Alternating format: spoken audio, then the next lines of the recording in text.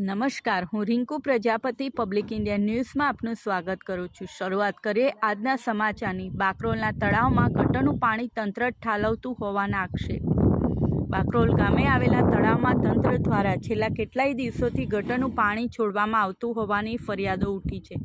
તળાવનું પાણી દૂષિત બનતા આસપાસના વિસ્તારમાં રોગચાળો ફાટી નીકળવાની ભીતિ વ્યાપી રહી છે।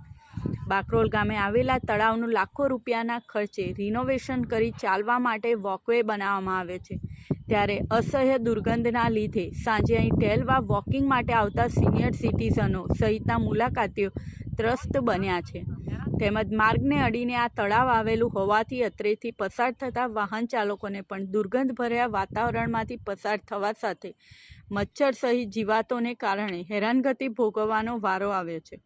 પ્રદૂષિત પાણીના કારણે મચ્છરોનો ઉપદ્રવ પણ બેફામ બન્યો છે। આગામી સમયમાં ચોમાસાની શરૂઆત થનાર છે, ત્યારે ગટરના દૂષિત પાણી તળાવમાં છોડવામાં આવતા ચોમાસા દરમિયાન પાણીની આવક થતાં તળાવના પાણી ઓવરફ્લો થઈ અને આસપાસના વિસ્તારમાં ફેલાવાની શક્યતા જોવાઈ રહી છે, જેથી તંત્ર દ્વારા સત્વરે આ મામલે યોગ્ય કાર્યવાહી કરવામાં આવે તેવી સ્થાનિકોની ઉગ્ર માંગણી છે। આ સાથે આજના સમાચારને અહીં સમાપ્ત કરીએ છીએ।